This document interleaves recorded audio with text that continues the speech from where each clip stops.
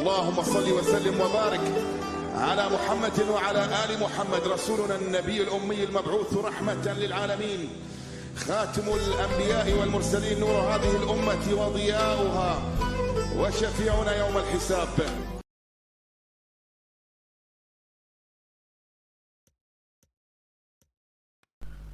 سڵاو هاڕانی خۆشەویست بەخێر بێنەوە ڤیددیۆیەک لە فیفا 23 و لە پارتێک تری فیفا 23 و لە یارزانەکەی کە دروستم کردەوە بە ناوی خۆمە بە ناوی عەبدوڵڵا و هیوادارم بەدڵتان بێت و لایک و سەبسکرایب لەبیر مەکەن. لە پارتی پێشوو چەند یاریەکمان پێکرد، یەکەم پارت بوو بڵین پارتی پێشوو، ئەمە دووەم پارتە کە بەم یاریزانە یاری پێەکەم لەیانەی ڕیال مەدرید. جا خۆی ڕێکەوتن ئەکات بۆن پێشکەشی یارزانی درێگا هەشتەکانە گۆڕێن، ئەمە نییە بڵێ بەدەست خۆتە. ئێستا کریسیانەوەی کڕێتەوە لە ڕیال مەدرید، یعنی هادێتەوە ڕیال مەدرید دیسان. ئەمە میسییان هێناوەتەوە بەرشەلۆنە لەگەڵ لیڤاندۆسکی، یعنی یاریەکان هەتا بڵێ بە خۆت و خۆشن. جا با زۆر سەرتان نێشێم لایک و سەبسکرایب لەبیر مەکەن و با بڕۆینە ها. ئەوە کاتی مەشقکردنەوە کوەرتوایە، ئەوەش خۆمان. ئەوە چی باڵی باسی؟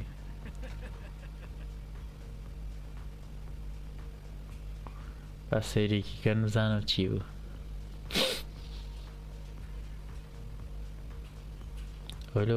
لەوە چێڤی نسۆسی تێ نەبێت، ئەوە تا خۆمی تیا بوو بینیم.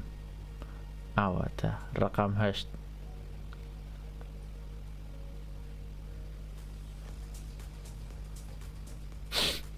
کەواتە خۆمانی تێن. ئەو سەرەکیم یان بڵین وەکو سەرەکی وایە ڕۆناڵدۆ و یان ئەمە نییە بڵێ بەدڵ دەگا یەکسەر لە ناوین. با بڕۆین و بسمیلە بە ناوی خۆی گەورە، بیرمان نەچێت، دەست پێکەن و لایک و سەبسکرایب لەبیر مەکەن و کۆمنتەکانتان با بڕۆین.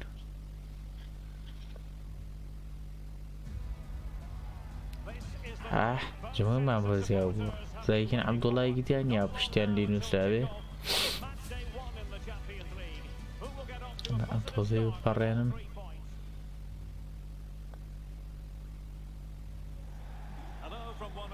بەخێبێنە بۆ یاری نێوان ڕیال مەدرید و ئاربی لیپزیگ. هینە بمە بە کورتکرای ڕیدبۆڵە شتێکی وایە. ئاوەش خۆم بەخێر بێم. ئەڵێ ڕێتینگەگول لە 8.5 بێ زیاتر بێ، ئەو لە 50 نازانم چییە، ئەمەی تریشیان هەر پەیوەندی بۆ هەیە.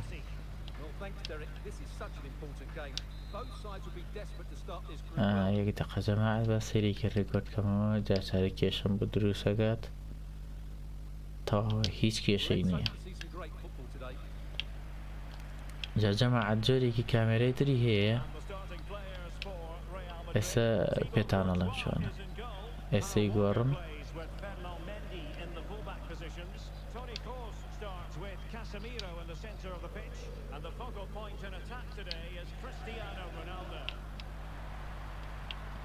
دەی کاکە بۆ فوتانێ یامەوە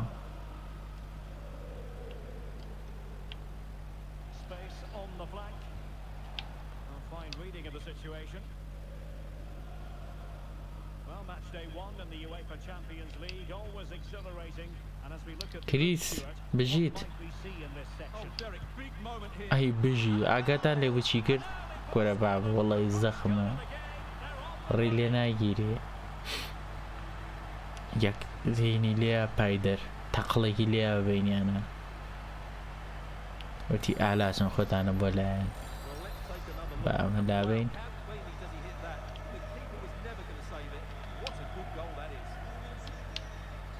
ئەخوا خەری بوو. ئەو ئەسیستەکەشی ئیسفادەی هەبوو بۆ خۆمان. دەی وە چی بوو بۆ کوێ بوو؟ بۆ نەدور. ئەخ بە حسابی خۆم شوت پاوەرم کرد. ئەوانەی فیفایان کرد بێ ئەزان شوت پاوەر چۆنە، ئەوەی کە میلی بوێنێتەوە پەپەقوەتی.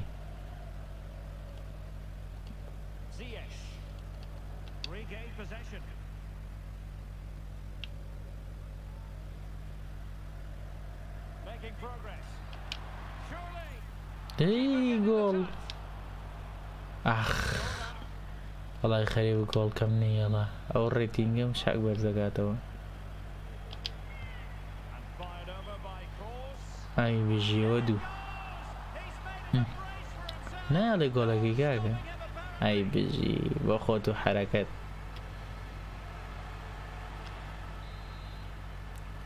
قليم ليني اما يكم ياري چامپيونز ليگ بيكين تا باز بكاكا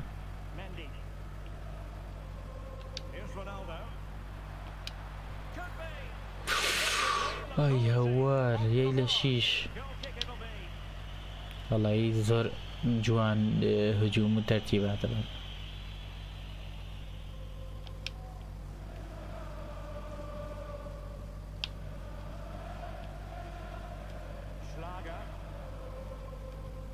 ليس انا فاضلة برو راشتوي اقول كم اي جول كم بناكري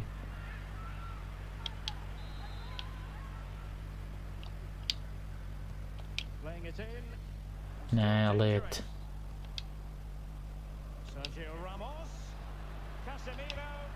تبيو مني كاكا الله يهر اخري وبي اوان دخش ما زور ما وقيناك خبير من يتوام جول كم فرياكو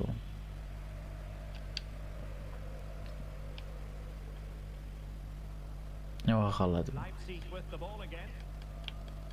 ده ليس انا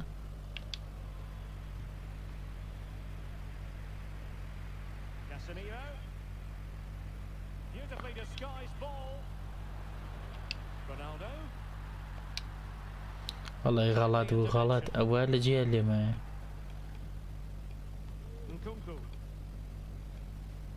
داي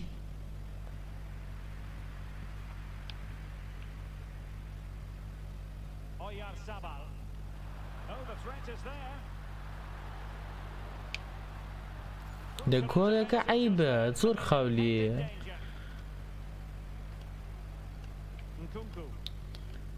شوێنەکەی زۆر جوانەکە ئاوا ئەی بە مووی گێڕمەوە بەس دیتر خاوە خاو شوێت لایەنەکەی زۆر خاوە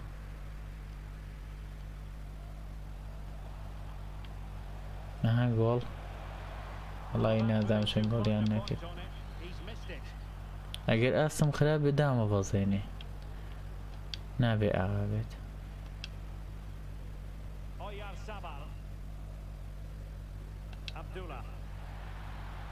ناویشمێنێ گۆرە بۆ خاتری خوا گۆڵی بۆ ناگرێت کاکە لە کاتێکا کەوێتە قاچی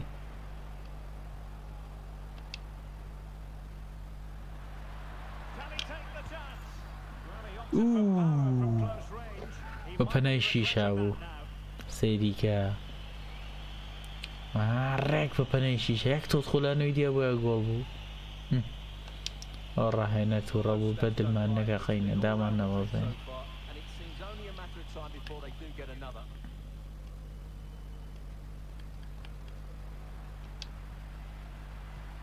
ئێوە بوو ئەوێ دەی ڕامۆسی شێناوەتەوە غەزەبە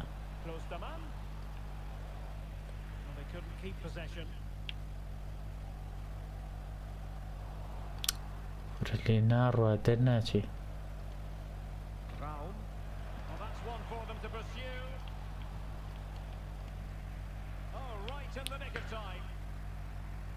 جارێ خۆم ناوێنم دەرکەوتم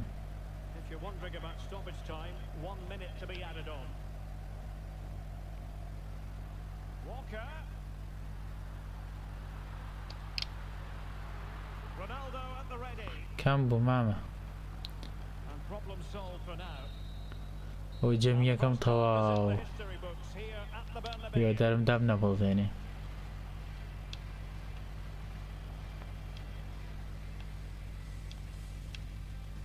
ئەمە میلان جارێ لە پێشوێ سیتی یوڤانتۆس یوڤانتۆس بەر پاریس کەوتووە باشە بەدڵ نەکراوین تا ئەبێم جەمە باشتر بین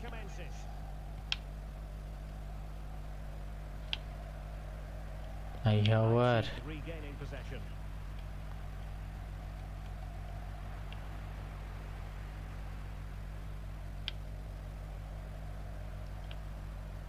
دەی بڕۆ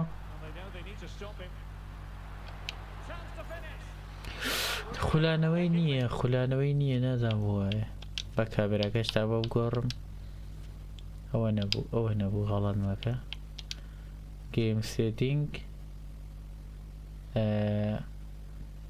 سینگل پلێرە ئەیکەین بە پڕۆایە ئاوایە ئەوزام نەگۆڕانە غەڵەتە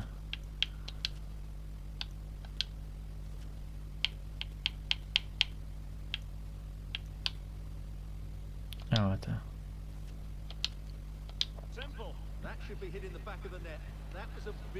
ئەم جۆرەی هەیە جۆرە پڕۆ تۆزە ناڕەحاترە هەستاگەی چونکە پێی فێر نیت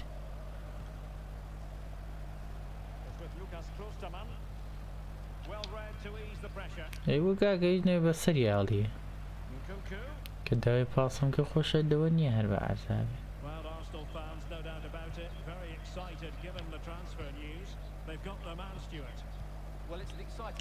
مەجال نایەن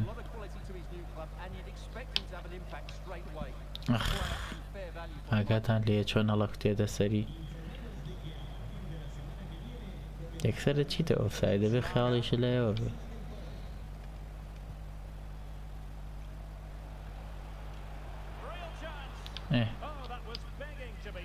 داڵیە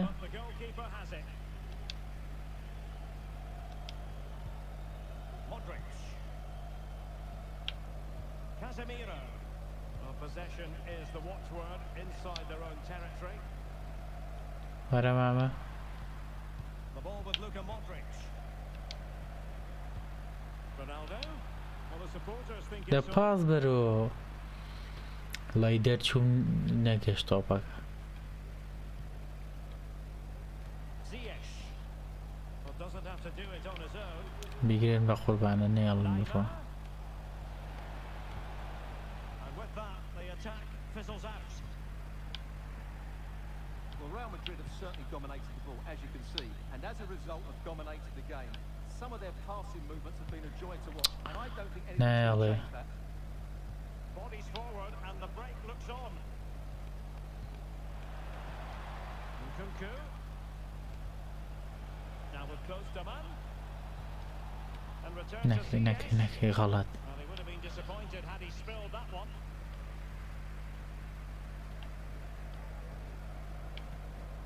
Toni Kroos. Another La Liga Hey. treat in store for you soon on EA TV. It's Real Madrid, and they'll be facing Mallorca. ئەخ Win the ball back high up. چۆن هاتەوە دیومەوە ئەو دیفاعەت زۆر زاڵمە Away. Really important tackle.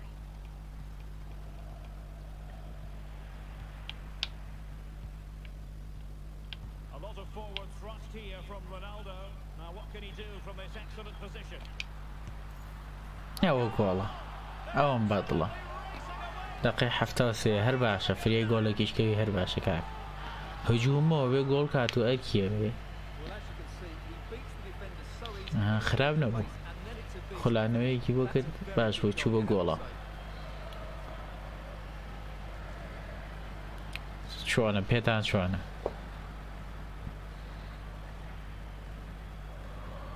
کوا پێشنیارەکانتان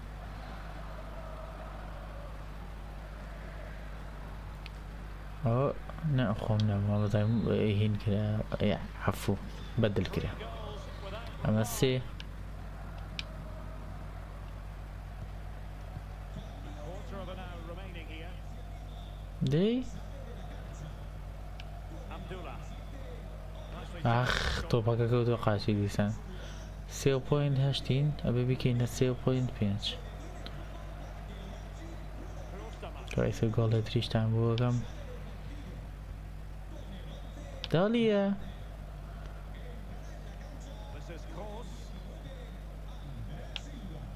Cristiano Ronaldo. This attack looks highly promising. آخ چون گرتی.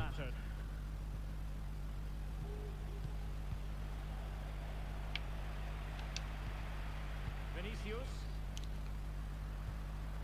It's with Vinicius Junior. Oh, managing to beat him and blocks it out. ئەوەش کەلەیەکی تێ بەس هەر نەیگرت. Well, a good place to win it back, and let's see what it leads to. دەی گۆڵ نایگرێ کاکە نایەڵێ. ئەمە بەسمێ گۆڵەکە ناگرێت. هەر هین نەبین تاڵ.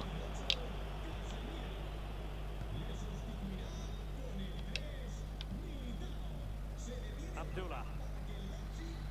نایەڵێ ساگە. Ronaldo. Given away by Ronaldo. وڵایەتم تۆپەکەم بەرەبەت لە جیاتیەوە پاساتیە. Remaining now, and Real Madrid enjoying a commanding lead. چونکە لەو کاتەیە تۆپەکە یەکەوێتە قاچی. Performance.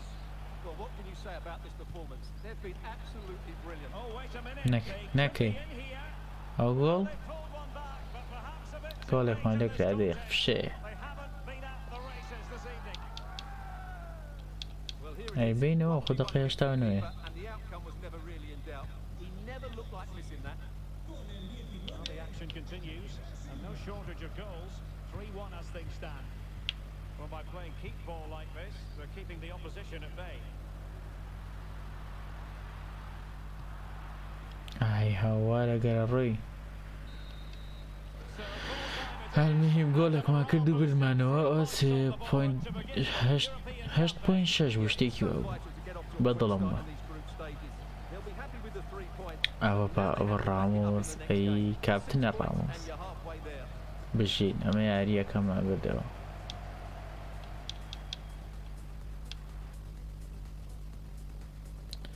هەشت و پۆینت هەشت حیوی چیە کاکە؟ بازم کریستیانۆ باشترین یاریەکە هەڵبژێراوە.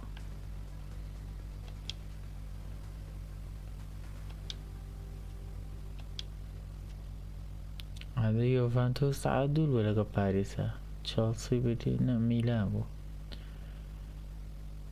يعني كم زور بعد الله دڵخۆشن تەواوە.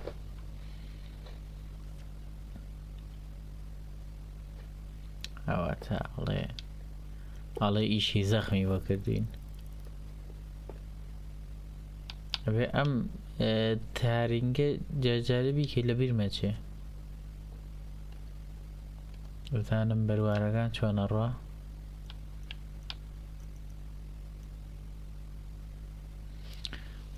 باشم بە یاری دووەمی پاریس جەماعەت. یەڵا لەگەڵێەوە بەرەو یاری دووەمی پاریس کورە یاری دووەمی چامپیۆنز لیگ چۆن سەرم لە تێکچووە. خۆشەویست گەشتین یاری دووەم لە چامپیۆنز لیگ بەرە ئەو شوێنە کەوتین نازانم بەخۆ بیخوێنمەوە. وەلحاصڵ با بڕۆین هەر لە دەقەی یەکەمە لە ناوەین تۆزە ئەمان باش بووە ڕاهێنر بە دڵیەتی وەکو سەرەکی لێ کردووە. ئەگەر زیاتری بکەین ڕێگی کا بە کاپتن.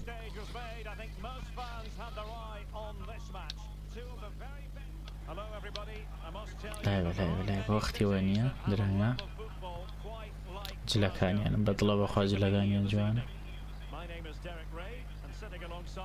تازێ بڕۆینە پێشەوە. هاي لەوە چی بوو؟ دایکە پاشقۆڵێکی لێیە. Well, Derek, both teams played really well last time out, but something has to give here today. I'm looking forward to this one. It should be a great They? contest. Takes some progress with the ball at his feet, but timely defending. ئەخ زۆر بەردەم بوو لە لی سندەوە. And let's dissect the Real Madrid side. Thibaut Courtois is in ئەنا goal. یەک ئەسیستم کردە بە بەنزیما بە زەخم دەرەچوو. Toni Kroos plays with Casemiro in the centre of the pitch, and the lead striker today is Karim Benzema. نەکەی نەک The save was a good one. خەریکە گۆڵمان لێ کرێ. Well, they won't get too many opportunities today, so they have to capitalise from set pieces like this. Will struggle to get it away properly. Well, they can bring it out now. Let's get the latest دبرو on the دبرو injury situation from our كربين لنا راكني نيزور Oh, it's a real وشو performance from the bench, I have to tell you, because he's landed right on top of his elbow. تمام And باشي that's causing البعض some دانيا serious pain at the moment. Cheers, Jeff.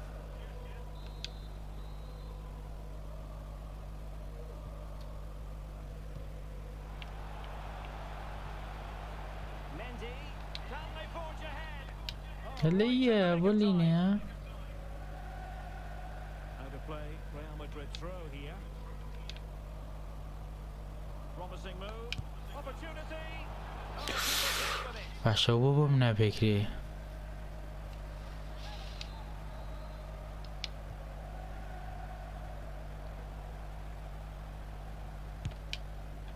And the attempt. الرجل جابونا ويا بس زور خلاو زور خلان ما للرادة بدر لقول درتشو Karim Benzema, who's played at such a high طيب level يقرأ in كريم. attacking sense for so long. Stuart, what do you anticipate seeing from him here? I would describe him as majestic. بس لي سنن He glides past defenders. He's got that ability Ciao, to run with Jorge. the ball into open space. He can pick out a pass. He can هليا read هليا outside situations. He's the most creative player on the field. دران هليا And the emphasis is on creativity. ايش طبقي جيلا روني دو يراني كرت Chance to play it in. Surely. نكي He's missed the opportunity to net Oh, the well, no. opening goal. Well, it should be 1-0, Derek. You can see how frustrated he is with himself. ديليا Hakimi. Valverde. Real in a good position out wide. Cross. Karim Benzema in the thick of things. دي اخ كريم Well to hang on to that one. بقول نكرت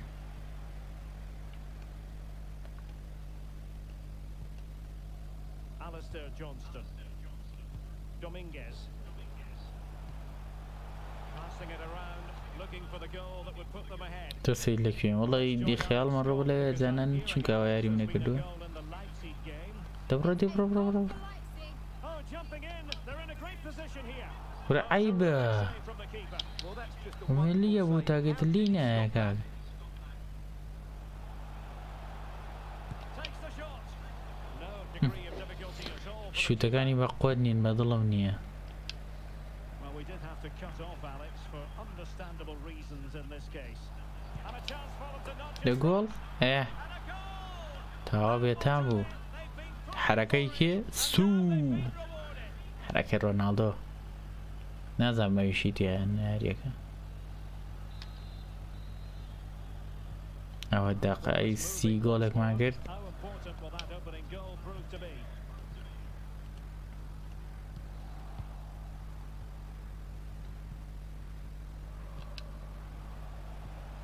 Really a very poor ball. كاك اشو تاقي فوتا من Well, the اقمتش half-time interval is fast approaching. Real Madrid leading. Stuart, your critique of their first half display. Well, it's been a tight game so far, but they've just had that little bit more quality on the ball, particularly in midfield, where they've just started to take control. They'll be fairly happy going at half-time if it stays like this. دبرو دبرو And a good chance Nail to bring it. that attack to an end.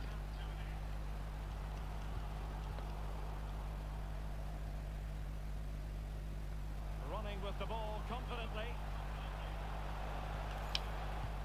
اخ قلت ياك مجالي بتشوكي يا Dominguez. Well, the pass not finding its target. Clear foul. أخو Real نايم. Madrid advantage. Able to get a body in the way. It might be. دي And a goal اي it بجيت is for Real هرباشا Madrid. They are on a victory course.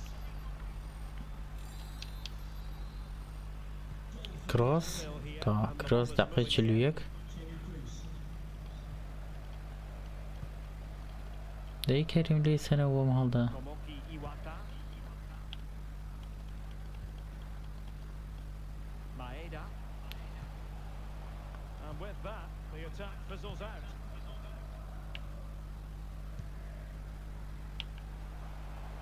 برو برو برو برو Continues برو his run.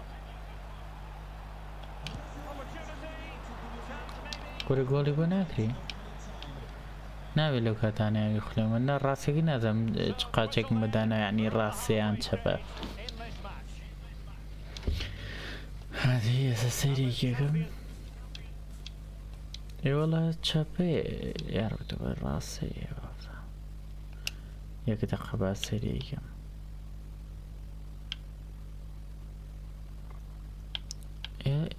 LW تەواو دوای سیرێکن بە جوانی ئێستا وەختی ئەوە نییە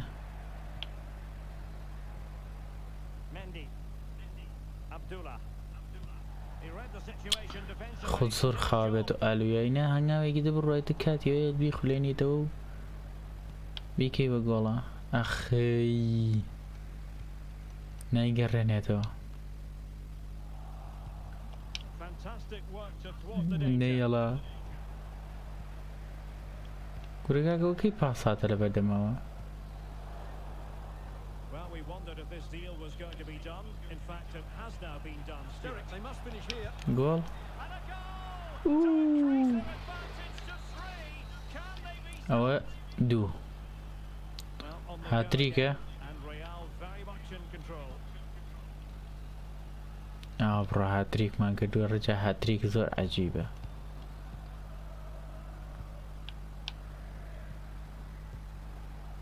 لە فاوڵە کاکە لە خەس خۆم خەست Alistair Johnston. Well, very effective play in possession. But nothing comes of it. Good defending it was. This might be ideal for the counter.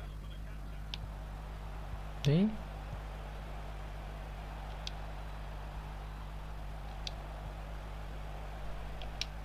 دەلەیە خەریب بوو گۆڵکەین هەروەش The outcome.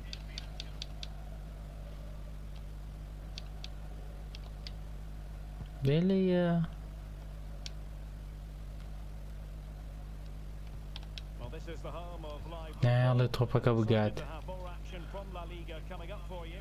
It's Real Madrid against Real Betis.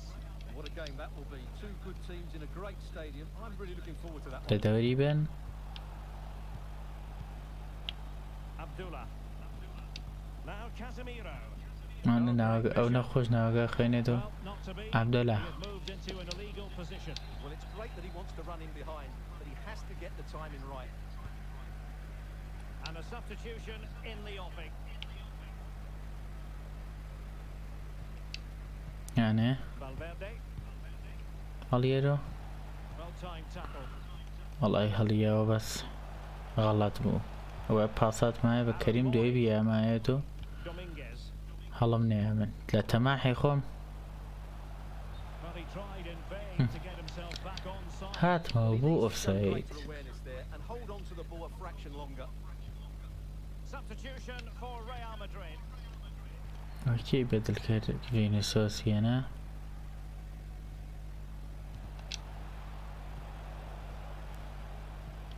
Modric. And return to Benzema. غەڵەتەکەین غەڵەت Just 20 minutes remaining now. دەیەکێ بیگرێت He's in with a chance. نەکەی نەکەی Keeper dealt with it. بۆ گۆڵیش کە زۆر ئیسفادەی نییە بوو یانەتر To make خۆش the change now. Now how about the short corner? هەرچی و پاسیە مەڵم These خوا بۆ fans are تۆپەکە making ناوە the exits now. Their team have been totally outplayed today. And a good challenge to bring that attack to an end. This might be the perfect counter-attacking opportunity. ئای So many دەرنەچوو possibilities, but it didn't happen for them. ئەینا زۆر جوانە بوو Aaron Moy. Well, now he's let that run out of play. And it Yeah, will be a Anna. throw in here. Mm. And they're making a change. Tomoki Iwata. Untidy in possession.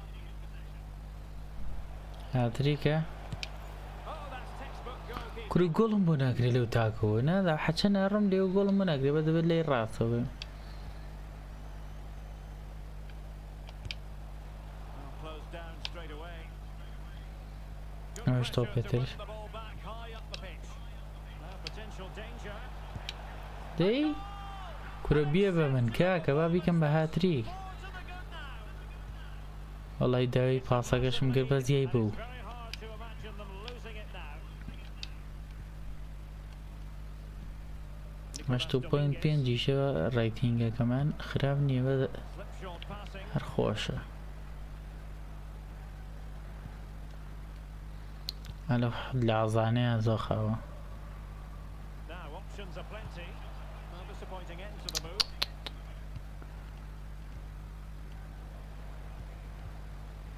And we've entered the final 5 minutes. Vinicius Junior. And he takes on the shot. A smart قولي shot. وين أكري ركبنا وياك وين أكري They will make the change now. Oh, moving it nicely. And not cleared away from corner given. ئاگاتان لێ خۆ دەزانم لێی نایەتەوە سەیریکە ها براحەنەڕە چەند جوان خولاوە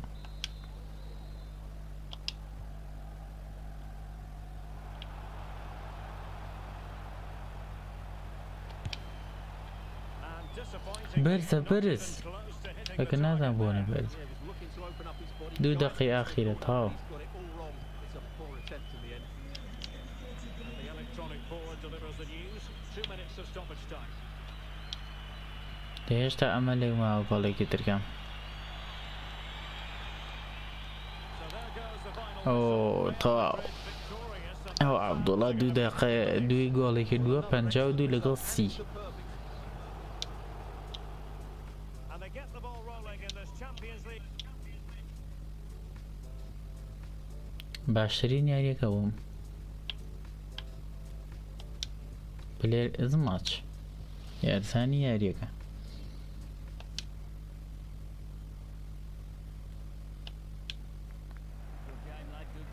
ئایا بێژی چەپڵەماوە لێیە وەر بە عەزێت نەکێش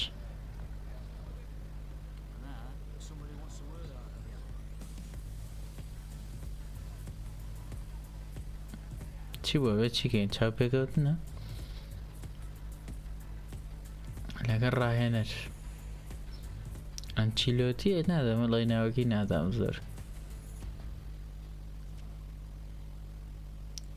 ئای بژی خەریشتەکەی خەریکە تاوا پڕە بێتەوە چەندە لێم ڕازی لە بەشی سەرەوە خوێنەکە ئەدی بزانم تراوین گمانەوێ نە ئەسەیڤەیگەم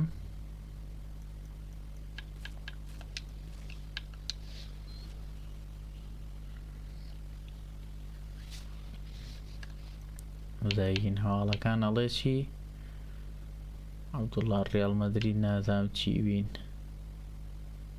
ئەم ئینگلیزیە جوانە